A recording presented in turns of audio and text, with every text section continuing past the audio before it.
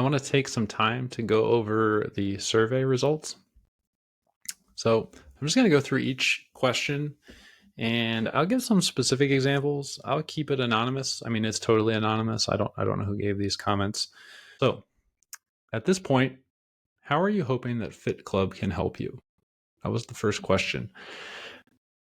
I would say that most of the comments centered around wanting accountability, establishing a routine, and consistency.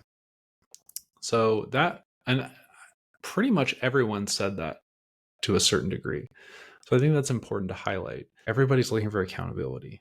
Everybody wants to establish a routine that works for them. Everybody understands that consistency is important and they're looking for ways to do that. Another very common response was people in general just want to improve their health. And that's important because, if we had a lot of people who were concerned with performance and then other people concerned with health, well, performance and health aren't necessarily the same thing. But I would say that this group is largely concerned with wanting to be healthier and then trying to figure out a way to do it and then to be consistent. Another common theme was weight loss. The weight loss initially, before you guys started the program, was probably the most common comment of what you wanted. Now it's not as common. I think that's because I've addressed it, but I know that it's still common. For those of you who didn't write that and you're thinking it, I know that is a thought for a lot of people. So if weight loss is important to you, you really got to talk to Denise. Weight loss independent of dietary changes is tough, if not impossible. What you put in your body, the quantities that you put in your body are very important for weight loss. So if that's you, if you're struggling with weight loss, I really recommend that you email Denise or you call her or you text her or you talk to her the next time she's in there giving a lecture, and you set up a time to sit down with her for an hour and then talk about specifically what you need. Okay, let's look at some charts. The next question asked you to reflect on the reasons why you joined Fit Club. And then says on a scale of 0 to 10, 0 being not important at all and 10 being the most important thing to you right now, how important is it for you to make this change or these changes? And I think this graph is really, really positive because everyone who participated in the survey, we don't have anyone below a 5. And most people are in that 7 to 8 range. We've got some people that are 10s. So this graphic should show you that when you show up to training and when you participate and when you start to build bonds with the people in the group, you're with like-minded people. This is important to everybody. The next one, this question said on a scale of 0 to 10, 0 being not at all confident and 10 being very confident, how confident are you that you can accomplish your goals? This is still pretty strong. It's not as strong as the last one because we do have some people below a 5. But if you look at the bulk of people, they've got an 8 out of 10 confidence. That's important. So for those of you who are on the lower end, and maybe some of you didn't participate in the survey because you're on the lower end or even lower than that, you've got some confident people. So you can feed off of that confidence. The team environment is important. If we have confident people in a team, they can take other teammates who are less confident and build them up. And for those of you who lack confidence, you can feed off of those who are more confident. And then as we come together as a group, everybody's confidence should start to increase because going forward, it's not just this group. We do have the alumni group, which you'll be joining, and I'm not the only coach. So there's more to this program than what you've experienced. So I hope this helps with your confidence levels. The next question says, what can be done to increase your confidence? I'm going to read some of these statements verbatim, just because I really like the phrasing of some of these, but they do generally reflect what multiple people said. One person said, I have found the more I move and feel stronger, the more confident I feel. So the more you train, the better you get, the more confidence. That makes sense. Another person said, how do we increase confidence? We increase confidence. I want to continue to meet up with our teammates. So focusing on the team aspect, I'm glad that people are picking that out. Someone said, I have agreed with another person in the group to coordinate our meeting several times a week, which will help with the accountability I need. So that's great. So we're already starting to form those bonds, which is wonderful. Another one says as the difficulty increases incrementally. So, they're saying, well, they want to keep the difficulty increasing incrementally so that this person can grow with the intensity. And that makes sense, right? Because we started off fairly light, right? This is a novice program. But you can see we're in week 9 now that I'm recording this. You guys are training a lot harder. The warm-ups are harder. You're lifting more. We're hitting CrossFit workouts on Fridays. So I'm hoping that in this method of crawl, walk, run, that your confidence does increase progressively. There were several other people who kind of proclaimed that they don't know. So asking, what can we do to increase your confidence? Someone said, I wish I knew. Someone else said, I don't know. Someone said, it makes me wonder how well I can integrate the time required into what I already have going on with my busy schedule, especially as the days get busier once school resumes. It was a very common thing for people to not know how to answer this question because they see the storm that's coming, the fall, returning to work for some people, the kids going back to school, and just everything that's going to come with that. What I will say to that is that the way I look at this from a team aspect is the summer is our preseason. We are setting a foundation of fitness and health. We are building these bonds, these team bonds. And then once the fall hits and everything gets hectic, we're in season at that point. We're going to go into season well prepared physically, mentally, and collectively as a team. And we're going to have a plan, and we're just going to implement that plan. It's not a completely rigid plan. We can be a little bit flexible here and there if we need to, but you've got a team, you've got a coach, you've got a plan, and you've got progression. So for those of you who are saying, I don't know how to increase my confidence, what I would say to you is stick with it. Let's just keep going. Just keep showing up, keep building these relationships, and keep training, and just keep getting better. Someone else said, seeing results. So how can we help increase confidence? By seeing results. I mean, I think it was 2 words, seeing results. So it's a brilliant statement. I love that. So we're going to do the fitness test again. I think so. Phase 1 is going to run for 10 weeks. This is week 9 now that I'm recording it. I think we'll probably hit another physical fitness test in week 11. I'll kind of massage the schedule a little bit to make that happen.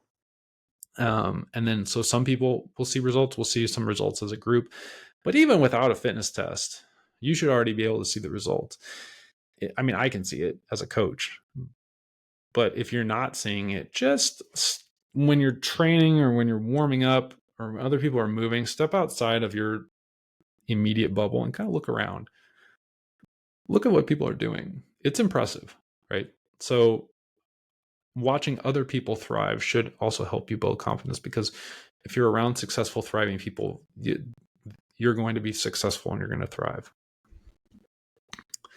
The next question said, if you could change anything about Fit Club, what would it be? I got a lot of variety on this one. And a lot of this stuff, I think, I look at these questions as really interesting. I can't change a ton now. I might be able to change a little bit based on these comments, but I look at how do we change this program to make it better in the future. So some of these are going to be will be in consideration in the future. So someone says more direction and workouts on cardio days, for example, sprint intervals and agility. That's a good comment. It's an interesting thing that I've wrestled with. Do I just, as a coach, take control of all 5 days? I could do that. And maybe I should. I think, I'm not going to, it's hard because physically and mentally for novices, I want to be able to give you those days to move without me coaching you. I'm just trying right now. The program is set up just to create some type of pattern and some type of routine. If you're looking for harder cardio workouts, you could ask. I mean, if you want something harder, just ask me and I'll give you something. But I'm not necessarily going to prescribe it to everyone, because some of you like to swim, some of you like to walk, some of you do other things. I don't want to force you every day to do what I want you to do. I just need you to jack your heart rate up. And I don't really think it's that complicated. So heart rate up. It doesn't, you know what I mean? Like there's no magic to what you're doing. The purpose of these days is to get your heart rate up and keep it up for 30 minutes. And then to build confidence and to build a routine. So, if you're looking for agility work, we do agility work in the gym. You can go replicate that. You can get the ladders out. I'm going to start working on dot drill with you guys. If you've seen the dots on the floor, painted on the floor, and examples of sprint intervals. If you've done any of the Friday workouts, we've done some sprint. I've done, I think, 2 or 3 now, with ideas of sprint intervals on the bikes in Founders Gym. But again, if you missed those, or like, I don't remember what those were, even what we even did, just if you want something specific, you can ask me and I'll just send you some examples. So just reach out to me and let me know. I'm not going to, at this point, I'm not going to program it. We could, I mean, it's a facilities problem too, because even if I said, okay, let's just do all 5 days a week in Founders Gym, we couldn't do that because the alumni train the days that we are at the Splex. The alumni are training at Founders. Someone else, or several people, said something to the effect of, if they could change Fit Club, they would add more movements and more exercises. So more than 2 lifts. Some people talked about adding things like dance, Pilates, and yoga. So I can't dance. I don't know how to teach Pilates or yoga. So I'm not going to coach that, just based on my limitations. They also don't really fit into this specific program. So this program is designed to build foundation of strength and conditioning. And not that yoga and Pilates and dance are not important in that. You might see some elements of yoga and Pilates in the warm-ups, and you can always do that on your own. But as long as I'm the coach with my own limitations, I don't have time to go get a yoga instructor certification or learn Pilates. Although I am fans of all those things, other than dance. Not that I don't like dance, but I can't dance, so it's not really an option. I don't have the rhythm. More than 2 lifts. When we get into the intermediate program, there will be more than 2 lifts. But this program is set up for novices. So it's like people with a training age of 0. Like, you've never been in a gym, you've never touched a barbell. And the interesting thing is that 2 lifts, just from my own experience, having done this program so much, it's really, I mean, if you're just looking for maintenance, if you've never lifted before, it's enough. If you're just looking for maintenance, it also works quite well. Also, if you're looking for more exercises, show up to the days that we train, because the warm-ups are basically workouts at this point. And no, I'm not going to put warm-ups on the app. I've tried it before. It clutters it up. Also, it's the incentive to get you there. I want you guys there training in person. And a lot of times I'll have an idea for a warm-up. I may write it down. I change it. I'll get to the marker board and I'll start writing stuff, and I'll just it'll be completely different. So I like that flexibility. Someone else said if they could change anything about Fit Club. There's a lot of people who said changing the schedule, either earlier or later times. That's something in the future I hope we can do. What I'm trying to do, ideally, also is start to shape the culture on campus. Wouldn't it be great if at some point, wherever you worked, whoever your boss was, built in time, a couple days a week for people to go exercise, so that you didn't have to use your own time for it. I have strong opinions on that. Maybe that's a whole nother video topic, but I think we can move in that direction. We may never accomplish it, but maybe, think big. Someone else said they wanted, this actually came from several people, more nutrition stuff. They want more details and help with food journaling and recipes and all these different kinds of things, like eating for a body type and all that stuff. That kind of falls in line with the weight loss thing. If that's something you want, we can't add it. Like, I have limited time. So we've got people who want more exercise and people want more nutrition. You can see, like, from a logistics standpoint, I can't make everybody happy with this stuff. We just don't have enough time. So all of those things that people want for nutrition, I support it. I think it's awesome. I'm glad that you want it. Contact Denise. Just start working, because she could come in and give you some broad cookie cutter thing, as a group. That's not going to work for everybody. If you go sit down with her one-on-one, you're going to get a lot more benefit. A couple people mentioned adding a competitive aspect. I think this is a good idea. We actually did that last fall. I wouldn't replicate the way we did it last fall because it didn't have, so it created a huge disparity in my opinion. So we had a group, like team competition, so that some teams started just really crushing it and other teams got discouraged and they were like, ugh, we can't win. So I saw some people like just really take off and other people just give up because they couldn't win the competition because we're such competitive people. I am open to competition. If you want competition and you have ideas, come talk to me because I am totally open to doing it, especially in the fall. I just need your input. What do you think is going to work with this group? But that's something we can definitely do. Other people said they want more CrossFit. We're going to keep doing that. It's going to be essentially CrossFit Fridays. Again, we can't really go and be in there on Mondays or Wednesdays because the alumni are training at those times. A lot of people said they want indoor plumbing. I'm with you. They're working on it. I don't know when it'll be done, but yeah, that would be nice.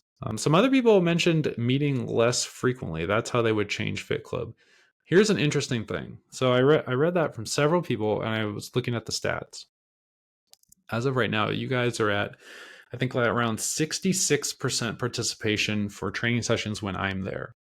And then it drops to like 45% participation, something like that, when I'm not there. So you can already see by that, if I reduce the number of training days, in-person training days, and just make more train on your own days, you're going to do less. So from someone who's like, as a coach, I need outcomes, I need productivity. I can already tell just based on those stats, if we meet less frequently, you will do less work as a group. I'm not saying you as an individual, so don't be sitting there and getting all offended that some of you would. Most of you wouldn't. That's human nature. It's not an insult.